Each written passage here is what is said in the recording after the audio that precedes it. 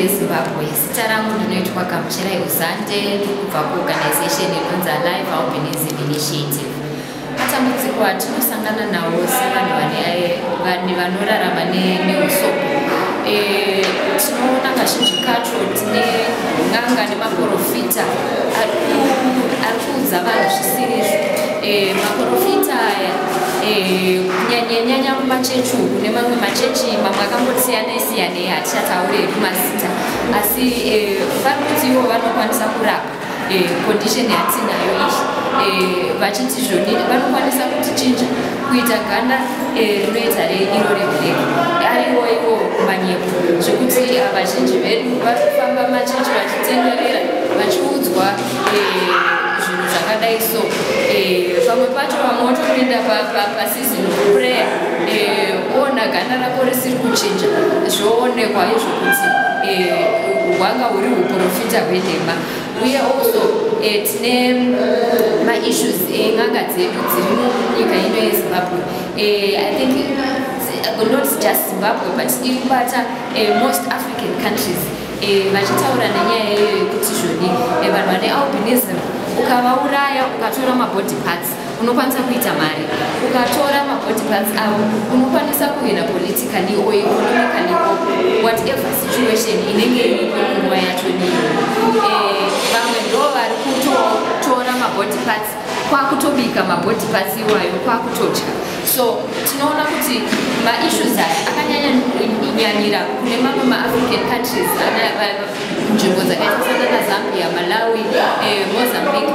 Muno muZimbabwe kune macases evanhu vari kupambwa, but a recent case was akazokwanisa kuzopunyuka vasati vaita anything naye.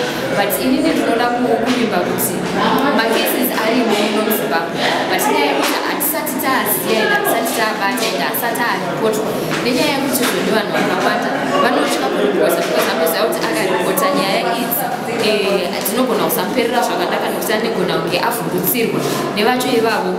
Zvandinoona zvakanyanya zvinowanzonetsa vanhu vane ganda senge rangu, kune mamwe mashoko ekuti ukarara nemunhu ane albinism anokurapa chirwere chaunorwara nacho iwewe, of which mashoko iwaya haasi echokwadi, mashoko ekunyepa anove pakuda kudzikisira nekuda kuparadza upenyu hwemunhu anenge ane albinism. Because iwewe pauchauya uine chirwere chako uchifunga kuti inini ndichakurapa, chinove chisiri chokwadi, zvakutondidzikisira, zvakutondipa, wakundisira mwana uyezve wakundisira kuti chirwere chinove chiri chirwere chisingarapike.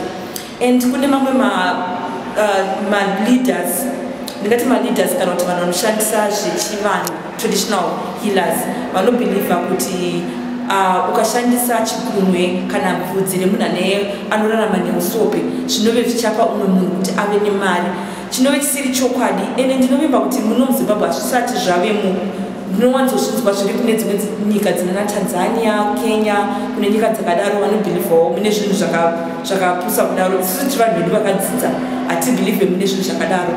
Isusu mashoko angu epedzisira ndingape kune vanhu vese ndeyekuti isusu musiyano uripo pandiri newe musiyano weganda chete wekuti ina handina color yeblack yayi, otherwise nditongoriwo munhu ukandicheka I bleed red, ndinotobudawo ropa rered, ndinotorwarawo nemukondombera ndikaitawo musikanzwa, ndinotoitawo munhu, ndiri munhu anotororwa anotogara mumusha, ndinotoitawo zvinhu zvangu. Ende inini pandiri panapa ndine munhu wangu atori nevana vake tu,